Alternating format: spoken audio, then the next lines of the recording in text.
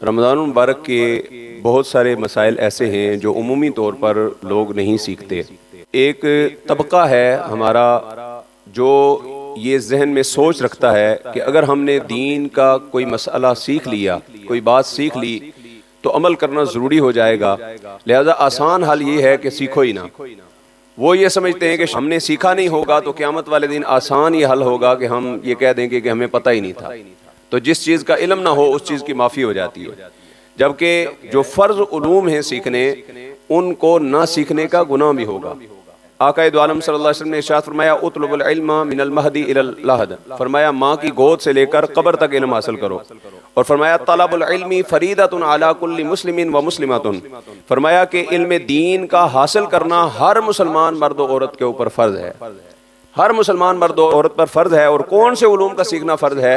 यही फ़र्ज़ उलूम सीखने ज़रूरी हैं। एक है इल्म दीन का सीखना और एक है उस पर अमल करना। इल्म दीन का सीखना भी सवाब है और उस पर अमल करना भी सवाब है। और फ़राइज़ उलूम का ना सीखना भी गुनाह है। और फिर गलत अंदाज में सीखे बगैर कोई इबादत अटेम्प्ट करना, कोई इबादत बजा लाना, उसका तरीका अगर गलत हुआ तो वो भी गुनाह है। यानी एक है सीखने का सवाब और एक है अमल का सवाब। अगर किसी ने सीख लिया मगर अमल नहीं किया तो सीखने का तो सवाब उसको मिलेगा मगर ना अमल करने का गुनाह मिलता रहेगा। लेकिन जिसने सीखा नहीं उसको ना सीखने का गुनाह भी मिलेगा और साथ साथ वो गलत अंदाज में जो नमाजें पढ़ता रहा, जो इबादत रियाजात करता रहा, जो रोजे रखता रहा, उनका अजाब भी उसके ऊपर होगा। इसलिए सीखना निहायत ज़रूरी है। सबसे पहली बात रोजे की नीयत। याद रखें, नीयत किसी भी इबादत के लिए ये शर्त होती है। नमाज के लिए भी नीयत शर्त है, ज़कात के लिए भी नीयत शर्त है, रोज़े के लिए भी नीयत शर्त है, हज के लिए भी नीयत शर्त है, उम्रा के लिए भी नीयत शर्त है। सोशल मीडिया का दौर है और फेमस होने के लिए ऐसे ऐसे मसाइल लोगों के सामने बताते हैं। वो ये कहते हैं जी ये मौलवियों ने जो नीयत सिखाई है रोज़े की, वबी सौमी गदिन नवैतु मिन शहर रमज़ान, ये किसी हदीस से साबित ही नहीं है, ये मौलवियों ने ऐसे ही तुम्हें सिखा दिया है।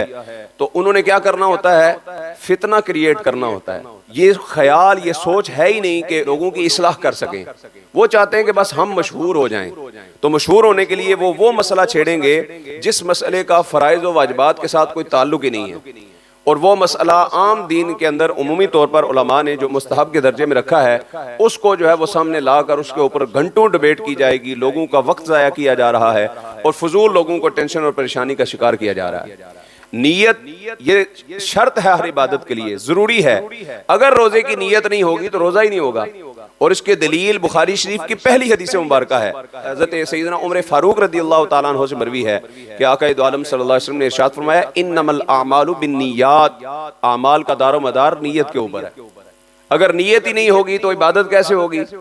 बाकी रहा ये सवाल कि वबी सौमी गदिन नवैतु मिन शहरी रमज़ान, ये जो नीयत है तो ये लफ्जी तौर पर जो नीयत उलमा ने सिखाई है, ये हर आलिम दीन ने अपनी किताब के अंदर भी लिखा और आज भी हर आलिम दीन सोशल मीडिया पे वीडियोस बयानात मौजूद हैं। वो भी ये बात बताते हैं कि ये जो जुबान से हम नियत करते हैं, चाहे वो नमाज की नियत है चाहे वो रोजे की नियत है, ये जुबान से जो हम नियत करते हैं, इस नियत का जुबान से अदा करना ये मुस्तहब है। और मुस्तहब होता ही वो अमल है जिसके करने से सवाब और ना करने से कोई गुनाह न मिलता हो। अगर जुबान से कोई ये नियत नहीं पढ़ता रोजे की तो तब भी रोजा हो जाएगा। और अगर जुबान से कोई नमाज वाली जो नियत है, मैं नियत करता हूँ 2 रकात नमाज जुमा, ये नियत अगर जुबान से कोई नहीं भी पढ़ता तो तब भी नमाज हो जाएगी उसकी। इस एक मुस्तहब बात को लेकर घंटों फजूल जो है वो बहस की जाती है। हालांकि नियत का जो इतलाक है वो है इन्नमल आमालु बिन्नियात के ऊपर, कि आमाल का दारोमदार नियतों पर है। लिहाजा दिल के अंदर नियत का करना जरूरी है। अगर आपने नियत नहीं की, उठे आपने सहरी खाई और अपने मामूल के मुताबिक अपने काम शुरू कर दिए तो आपकी नियत नहीं है तो रोजा भी नहीं है। इसलिए नियत जरूरी है। उसका तरीका क्या है? एक रोजा अफ्तार किया है तो अगले रोजे की भी नियत कर लेंगे, कल इंशाअल्लाह मैं रोजा रखूंगा। तो सहरी खा लेने के बाद अब आप नियत करें कि मैं इंशाअल्लाह रोजा रखने की नियत करता हूँ। उसके लिए यही अरबी के अल्फाज दोहराना जरूरी नहीं, अगर इनसे दोहरा लिए जाएं, अरबी अल्फाज अगर अपनी जुबान से अदा कर लिए जाएं तो इनकी अलग फजीलत है। क्योंकि अल्लाह तबारक व तआला को पूरी दुनिया के अंदर लाखों करोड़ों अरबों जुबानों में से सबसे ज्यादा पसंदीदा जुबान जो है वो अरबी जुबान है। इसलिए कि इस ज़ुबान को अल्लाह तबारक व तआला ने अपने महबूब के ज़ुबान पर जारी फरमाया है। इसलिए हर बंदा जब मरेगा तो मरने के बाद कब्र के अंदर जो सवाल व जवाब होंगे वो भी अरबी के अंदर होंगे। और हर बंदा, चाहे पंजाबी मरा है, चाहे सिंधी मरा है, चाहे चाइनी मरा है, चाहे अंग्रेजी बोलने वाला को मरा है, जिसको अरबी के 2-4 बोल भी नहीं आते थे, मरेगा, कब्र के अंदर जाएगा तो अल्लाह उसे फसीह बलीग अरबी जुबान का इल्म अता फरमा देगा। लिहाजा अरबी जुबान के अंदर जो नीयत है वो जुबान से अदा करना ये एक महबूब और मकबूल अमल है। लिहाजा ये नीयत भी कर लेनी चाहिए। कोई ऐसा बंदा है जो सहरी के वक्त उठ ही नहीं सका, उठा है तो सूरज तुलू हुआ है या फिर अजानें हो रही हैं, ताखीर से उठा, आंख खुली तो रोजा बंद होने का टाइम हो चुका था, अब वो क्या करे जी? अगर आपने नीयत नहीं की हुई थी तो अब जो ही उठे हैं आप रोजा बंद होने के टाइम से नीयत करेंगे। अगर एक बंदा 10 बजे उठा है, नीयत करता है कि मैं अब से रोजे से हूं, अगर अब से वो रोजे से है तो जो पहला टाइम उसका गुजरा है वो तो रोजे के बगैर गुजरा, तो लिहाजा रोजा तो ना हुआ। रोजा 10 बजे तो शुरू नहीं होता ना, रोजा तो तलुए सुबह सादक से शुरू होता है। लिहाजा जो ताखीर से उठा है, अब वो ताखीर से उठते ही ये नीयत कर ले कि मैं तलुए सुबह सादक से रोजे से हूँ, यानी जिस वक्त रोजा शुरू हुआ उसी वक्त से मैं रोजे से हूँ, और फिर वो सारा दिन बेशक इसी तरह गुजार दे, उसका रोजा हो जाएगा। जो सहरी खाना है ये सुन्नत अमल है। लिहाजा बाद लोग सारी रात जो है वो इधर उधर घूमते फिरते रहते हैं और रात को तकरीबन 12-1 बजे वो फ्री होंगे और फिर उसी वक्त उनका दिल होता है कि हम जरा खा पी के ना सो जाएं, ना उन्होंने फजर पढ़नी है ना और कोई जिक्र अज़कार करना है, उनका मकसद बस रोजे का सारा दिन भूखा रहना है। तो वो रात को जो है वो अच्छे खासे तरीके से खा के फिर सो जाते हैं, ना उन्होंने सहरी वाली सुन्नत अदा करनी है ना उन्होंने नमाज अदा करनी है। तो ऐसे रोजे का कोई फायदा नहीं। अगर बिलफर्ज वो सुबह सहरी के लिए नहीं उठते तो तब भी रोजा हो जाएगा, लेकिन बेहतर और सुन्नत तरीका यह है कि सुबह उठकर सहरी खाई जाए और फिर उसके मुताबिक जो है वो रोजा रखा जाए।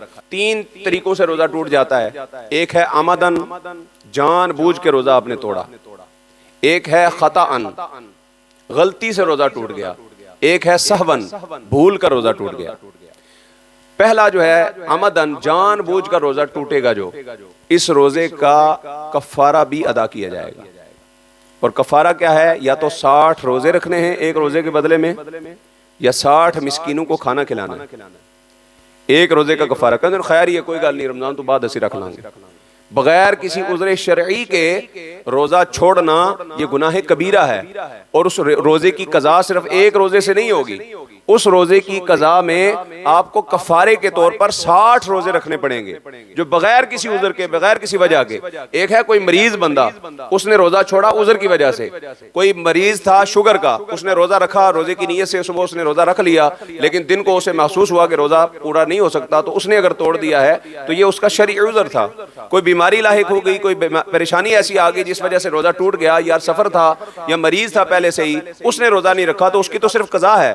लेकिन जिसने जानबूझकर रोजा छोड़ दिया या जानबूझकर बगैर उज़्र के उसने रोजा तोड़ दिया, तो अब उस रोजे की सिर्फ कज़ा नहीं होगी बल्कि कफारा भी देना होगा।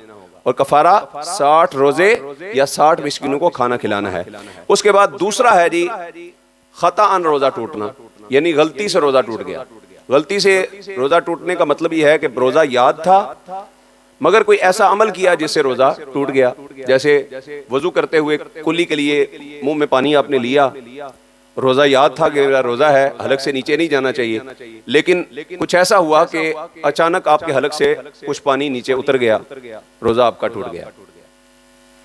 ये रोजा टूटा है खताअन, गलती से टूटा है, तो अब इस रोजे की कज़ा होगी, इसका कफारा नहीं होगा, रोजा टूट जाएगा। इसी तरह दरिया के अंदर आप नहा रहे हैं, रोजा आपको याद था, या गुसलखाने में आप नहा रहे हैं, नहाते नहाते आपको रोजा याद था, तो एहतियात बड़ी जरूरी है। आपने एहतियात नहीं की, अचानक जो है वो हलक से पानी नीचे उतर गया तो रोजा टूट जाएगा। अच्छा, ये मसला भी साथ ही याद रख लें कि बाद लोग रोजे की हालत में जब वजू करते हैं तो कुल्ली कर लेने के बाद मुंह में तरी सी रह जाती है ना, तो थूकते रहते हैं। ये मैं समझता हूँ कि ये भी उनका तकवा है, लेकिन शरी मसला जब सीख लेंगे तो फिर आप तरद्दुद में नहीं पड़ेंगे। शरी उसूल ये है कि अगर आपने कुल्ली के लिए मुंह के अंदर जो पानी डाला है उसकी तरी मुंह के अंदर रह गई है, तो अब बार बार थूकने की जरूरत नहीं। आपने जो पानी निकाल दिया, पानी सारा निकल गया, उसकी तरी जो मुंह में रह गई है, अगर उसकी तरी की कुछ ठंडक, उसके जो असरात अगर हलक में उतर जाते हैं तो कोई रोजा नहीं टूटेगा, इसलिए परेशान होने की कोई जरूरत नहीं है। और तीसरा तरीका है जी सहवन, भूल कर रोजा तोड़ दिया। तो भूल कर जो रोज़ा टूटेगा वो रोज़ा टूटता ही नहीं है। तो आका दो आलम सल्लल्लाहु अलैहि वसल्लम के पास एक सहाबी हाजिर हुए, अर्ज़ की या रसूल अल्लाह मुझे रोज़ा याद ना रहा और मैंने कुछ खा भी लिया। तो आका दो आलम सल्लल्लाहु अलैहि वसल्लम ने इरशाद फरमाया, जिसने रोज़े की हालत में भूल कर कुछ खा लिया वो यही समझे कि उसे उसके रब ने खिलाया है, उसके रब ने खिलाया है। लिहाजा भूल कर अगर किसी ने पानी पी लिया, उसे याद नहीं था कि आज ना फ्रिज से पानी निकाला, पी लिया, फिर याद आया, तो अब परेशान ना हो, आपका रोज़ा कायम व दायम है। रोज़े को अपने को जारी रखें।